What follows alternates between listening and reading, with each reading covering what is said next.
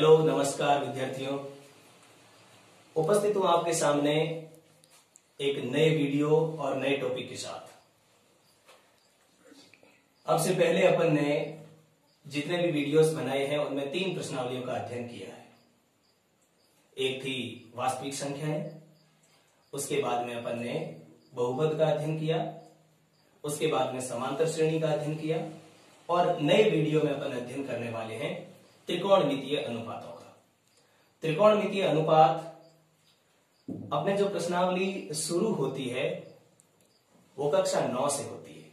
तो पहले थोड़ा बेसिक अध्ययन अपन कक्षा 9 को लेके करते हैं ताकि अपन को अच्छे से समझ में आए। 10 मिनट में जाता है क्या है, 10 मिनट में मैं पूरा डिस्क्राइब यहाँ पर वर्णन आपको करके बताऊंगा कि किस तरीके से त्रिकोणमितीय अनुपात होते हैं, चलते हैं, उनके कैसे फिक्स मान होते हैं। अपना जो अध्याय 6 है कक्षा 10 में वर्णित, उसमें केवल सारणी आधारित या न्यून कोणों के त्रिकोणमितीय अनुपात है और वो भी फिक्स कोणों के, अर्थात 0 डिग्री, 30 डिग्री, 45 डिग्री, 60 डिग्री और 90 डिग्री के कोणों का अनुपात ही अपन पढ़ते हैं। कभी भी ये नहीं पढ़ते हैं कि साइन 50 का मान क्या है या कॉस 50 का क्या है, केवल फिक्स मान पढ़ते हैं। क्या इन बीच वाले मानों के लिए भी ऐसा कुछ संभव होता है? बिल्कुल होता है। उनका अपन बेसिक अध्ययन यहाँ करने वाले हैं। त्रिकोणमितीय अनुपात जो है वो अप्लाई होते हैं एक समकोण त्रिभुज के लिए। बेसिक रूप में अपन अध्ययन करें तो समकोण त्रिभुज के लिए ही अप्लाई होते हैं। तो इसे अपन समझते हैं। सबसे पहले अपन समकोण त्रिभुज की अवधारणा को समझते हैं। समकोण त्रिभुज क्या होता है? एक ऐसा त्रिभुज जिसका कम से कम एक कोण समकोण हो।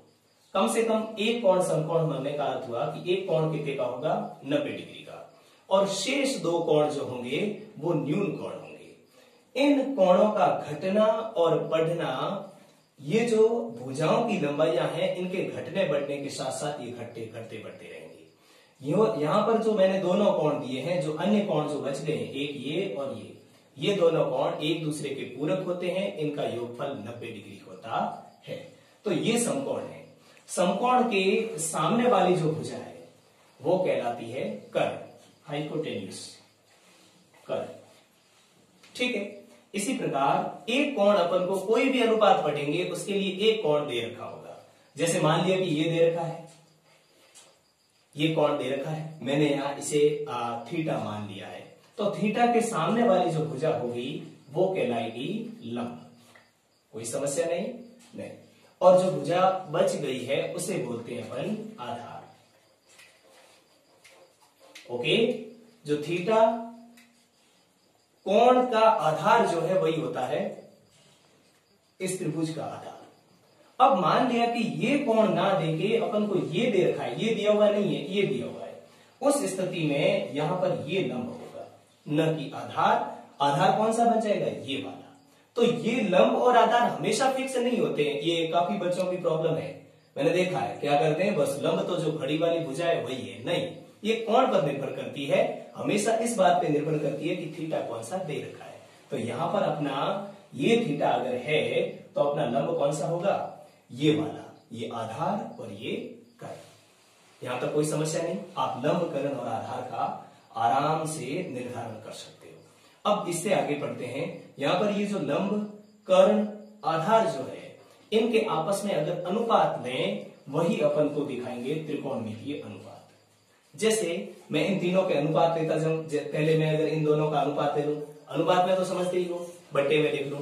जैसे कि मैंने लंब और कर्ण को बट्टे में रख दिया इस तरीके से, लंब बट्टे कर्ण। लंब बट्टे कर्ण जो है, इनका एक रेशियो है, वो निर्भर करता है इस पे, कोण के घटने बढ़ने पर। लंब बट्टे कर्ण, इसका जो रेशियो होता है वो कहलाता है साइन थीटा। ठीक है। लंब और कर्ण का अनुपात क्या कहलाएगा? Sine theta. इसी प्रकार आप अगर आधार और कर्ण का अनुपात लोगे, आधार बट्टे कर्ण, आधार और कर्ण का अनुपात ले लिया, इसे बोला जाता है कॉस थीटा। ठीक है। आगे बढ़ते हैं। इसी प्रकार अगर अपन अगला ज्ञात करें, लंब बट्टे आधार को लें। मैं बारी बारी से एक दूसरे के बट्टे में रख के अनुपात लेता जा रहा हूं, सबको बारी बारी से सबका नंबर लगाऊंगा। लंब और आधार का जो अनुपात होता है उसे बोला जाता है टेन थीटा। इसी प्रकार आधार बट्टे लंब जो है, ये जो इसका अनुपात लें तो ये हो जाता है cot थीटा। इसी प्रकार कर्ण बटे आधार लें, कर्ण बटे आधार लिया जाए तो हो जाता है sec थीटा। इसी प्रकार कर्ण बटे लंब को लें तो बन जाता है cosec थीटा। शायद प्रॉब्लम क्रिएट हो गई होगी, इतने सारे सर कहां याद रहते हैं एक साथ, आपने तो लिख दिए। तो याद करने के लिए भी एक ट्रिक है, मेथड है। मैं भी कैसे याद रखता हूं, इतनी सारी चीज कैसे याद रहती है, सारी कुछ नहीं, वैसे थोड़ी सी भी है पर यहाँ पर बहुत कुछ लगती भी है। तो मैं आपको एक छोटी सी ट्रिक बताता हूं, उसको आप याद रखिए। पहले तो आपको ये क्रम से याद होने चाहिए। कई किताबें इसको यहां तक तो सेम लिखती है, साइन cos tan लिखती है, उसके बाद लिखती है cosec sec cot, पर अपन ये क्रम याद करेंगे। कौन सा? Sine cos tan cot sec cosec, sine cos tan cot sec cosec। ये क्रम जब अपन को याद हो गया तो इसके बाद में अपन इधर वाले को देखते हैं। अब अपना देशी सूत्र लाल बट्टे का एकदम देशी सब अप्लाई करते हैं।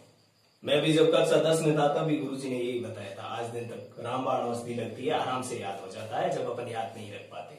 ये देखिए लंब बट्टे कर्ण, पहले क्रम से तो याद ही है, साइन cos tan। अब तीनों के मान यहां प्रदर्शित है, ये साइन थीटा, दूसरे वाला लंब बट्टे कर्ण देख लीजिए, दूसरा आधार बट्टे कर्ण cos थीटा, और लंब बट्टे आधार तीसरा हो गया tan थीटा। सेट हो गए ना, पहला हो गया साइन थीटा, दूसरा cos थीटा, तीसरा tan थीटा। तीन याद हो गए। इसके पश्चात अगले तीनों का जुगाड़ करते हैं। अब अपन को क्या करना है, बारी बारी से इनके उल्टे करते जाना है। ये जब अपन आगे इनके फॉर्मूले पढ़ेंगे तो अपने और अच्छे से कंसेप्ट क्लियर हो जाएगा। ये एक दूसरे के व्युत्क्रम है। व्युत्क्रम का मतलब है एक का उल्टा करोगे, अर्थात हर में लोगे, अंश का हर और हर का अंश करोगे तो दूसरे वाला बन जाएगा। जैसे tan थीटा क्या था, लंब बटे आधार था, तो cot थीटा क्या हो गया, आधार बटे लंब, उसका उल्टा हो गया। इसी प्रकार कोसेक और सेक जो है वो एक दूसरे के व्युत्क्रम है। ठीक है, यहां पर अपन देखें आधार बटे कर्ण हो रहा है, यहां पर क्या है, कर्ण बटे आधार, अर्थात कोसेक और सेक और कॉस परस्पर क्या है, व्युत्क्रम है। इसी प्रकार साइन और कोसेक भी परस्पर क्या है, व्युत्क्रम है। कैसे, साइन थीटा में क्या है, लंब बटे कर्ण, और कोसेक में क्या है, कर्ण बटे लंब, एक दूसरे के व्युत्क्रम होंगे। तो अपन को समझना है साइन cos tan, तीन को तो लिखेंगे, फिर पहले tan का उल्टा करेंगे, फिर cos का करेंगे, फिर साइन का करेंगे, तो अपने cot sec और cosec के मान आ जाएंगे। यहां तक कोई समस्या नहीं है, शायद आप समझ गए होंगे। अब देखिए, ये अपन को याद है तो इनके अनुपात अपन को पूछे जा सकते हैं कि किस तरीके से निकालते हैं। तो इसके लिए अपन को एक अवधारणा और समझनी है। समकोण त्रिभुज के लिए हमेशा लागू होती है बोधायन प्रमेय, जिसे पाइथागोरस प्रमेय भी बोलते हैं। तो उसका भी ज्ञान होना जरूरी है। कई बार अपन को ये जब अनुपात पूछते हैं तो केवल दो भुजाएं दे के पूछ लेते हैं। ऐसी कंडीशन में दो भुजाएं दे रखी है, तीसरी भुजा ही नहीं है, मान लिया कि कर्ण नहीं दे रखा है। अब ज्ञात अपन को साइन थीटा का अनुपात करना है, ये चाहिए, कैसे करेंगे, कोई इलाज नहीं है। ऐसी कंडीशन में अपने को प्रॉब्लम आती है तो उससे पहले अपन एक पाइथागोरस प्रमेय पढ़ लेते हैं या बोधायन प्रमेय पढ़ लेते हैं। बोधायन प्रमेय ये कहती है कि जो त्रिभुज की एक समकोण त्रिभुज की जो दो छोटे वाली भुजाएं, क्या बोला मैंने, समकोण त्रिभुज, यहां पर अपन ने टैग लगा दिया समकोण त्रिभुज, मतलब अन्य त्रिभुजों पर पाइथागोरस या बोधायन प्रमेय लागू नहीं होती है, सिर्फ समकोण त्रिभुज के लिए। समकोण त्रिभुज की दो छोटे वाली भुजाओं के वर्गों का योग बड़े वाली भुजा के बराबर होता है। मैंने बोला छोटे वाली दोनों भुजाओं के वर्गों का योग, इसी को ले रहा हूं मैं, छोटे वाली दोनों भुजाओं के वर्गों का योग करें, अर्थात ये दोनों छोटी है और कर्ण सबसे लंबी भुजा होती है। मैं ये भी बताना भूल गया आपको, कर्ण जो है अर्थात समकोण के सामने वाली जो भुजा है वो सबसे लंबी होती है। तो अपन पढ़ते हैं दो छोटे वाली भुजाओं के वर्गों का योग। ये फर्स्ट छोटे वाली भुजा का वर्ग, ये सेकंड छोटे वाली भुजा का वर्ग, इन दोनों का वर्गों का योग किसके बराबर होता है, सबसे लंबे वाली भुजा के वर्ग के बराबर। यही है अपना पाइथागोरस प्रमेय। पाइथागोरस प्रमेय कक्षा 10th में इसे बोधायन प्रमेय ज्यादा लिखा हुआ है। अपने को जब प्रश्नावली 11 में अपन जब प्रूव करते हैं उस समय भी इसे बोधायन नाम से ही करते हैं कि बोधायन प्रमेय को सिद्ध कीजिए, वहां पर भी यही है। ठीक है, बोधायन एक भारतीय प्रसिद्ध गणितज्ञ हुआ करते थे। उन्होंने पाइथागोरस से बहुत पहले इस चीज को बता दिया था, लेकिन किसी कारणवश ये चीज प्रकाशित नहीं हो पाई और पाइथागोरस ने जब दिया तो ये बहुत अधिक गणित के काम भी आई। तो देखिए इसको भी अपन यूज करेंगे। यहां यूज करने के बाद तीसरी भुजा को निकाल भी लेंगे। अब देखिए यहां पर अब अपन को कोई भी दो दे रखी है तो तीसरी अपन आराम से ज्ञात कर सकते हैं। अब अपन मैं कोई उदाहरण लेता हूं और आपको समझाता हूं। जैसे देखिए अपने पास कोई समकोण त्रिभुज दिया हुआ है, अपन को कह दे, प्रश्न लिखा हुआ होगा उसमें चित्र बनाया हुआ नहीं होगा, बस सीधा ही दिया हुआ कि भाई आपको एक समकोण त्रिभुज दिया हुआ है, एक समकोण त्रिभुज जिसमें क्या क्या दे रखा है, एक समकोण त्रिभुज जिसमें कोण ए समकोण, एक समकोण त्रिभुज एबीसी, यूं बोलते हैं, एक समकोण त्रिभुज एबीसी जिसमें कोण ए समकोण है, कोण ए समकोण है। यदि AC बराबर 3 सेंटीमीटर, AB बराबर 4 सेंटीमीटर हो तो सभी त्रिकोणमितीय अनुपात ज्ञात करो। ये कक्षा 9th के अकॉर्डिंग क्वेश्चन है। त्रिकोणमितीय अनुपात ज्ञात करो। सबसे पहले अपन को क्या कहा कि आप एक समकोण त्रिभुज को लीजिए जिसमें कोण ए को समकोण बताइए और AC बराबर 3 सेंटीमीटर, AB बराबर 4 सेंटीमीटर हो तो सभी त्रिकोणमितीय अनुपात ज्ञात कीजिए। लेकिन एक चीज और दे रखी होगी इसी क्वेश्चन में, आपको किस कोण के लिए ज्ञात करना है। तो यहां पर आपको कोई कोण देगा, मान लिया कि कोण B के लिए पूछा है या फिर C के लिए पूछा है, कोई एक कोण दे रखा होगा। तो यहां पर जहां कोण B बराबर थीटा है, अब अपन को थीटा के लिए ज्ञात करना, कोई एक कोण दे रखा होगा, भले ही दोनों दे रखा हो तो आप दोनों के लिए निकाल सकते हो। ए के अलावा ए तो समकोण है अर्थात बी का भी निकाल सकते हैं और सी का भी। अपन को थीटा कौन सा लेना है, बी। तो सबसे पहले इसका अपन चित्र ड्रॉ करते हैं। ये एक समकोण त्रिभुज है, इसमें अपन को दे क्या रखा है, कोण ए समकोण है। समकोण की जगह मैंने ए को प्रदर्शित कर दिया, ये बी और ये सी। इसमें आप अगर बी को उधर भी ले लो तो भी कोई फर्क नहीं पड़ना है। तो बी को अपन को थीटा दर्शाना है, दर्शा दिया। अब अपन इनमें आधार लंब कर्ण उनका निर्धारण करते हैं। पहले तो अपन को ये AC 3 दे रखी है, ये AC को 3 सेंटीमीटर दर्शा दिया, AB 4 सेंटीमीटर दे रखी है, 4 दर्शा दिया, BC दे नहीं रखी है तो पहले ज्ञात करते हैं। तो अपन क्या करेंगे, सबसे पहले त्रिभुज ABC में पाइथागोरस प्रमेय से, सबसे पहले अपन पाइथागोरस प्रमेय को लगा के BC को ज्ञात करेंगे। पाइथागोरस प्रमेय से क्या पढ़ा अपन ने, कर्ण का स्क्वायर, कर्ण इसमें क्या है BC, ओके, BC स्क्वायर बराबर AC square plus AB square. Have you any problem? No. यहां पर अपन ने इसी को अप्लाई किया है, कर्ण स्क्वायर बराबर लंब स्क्वायर प्लस आधार स्क्वायर। अब यहां BC square is equal to, अब यहां पर अपन AC और AB का मान रख देते हैं।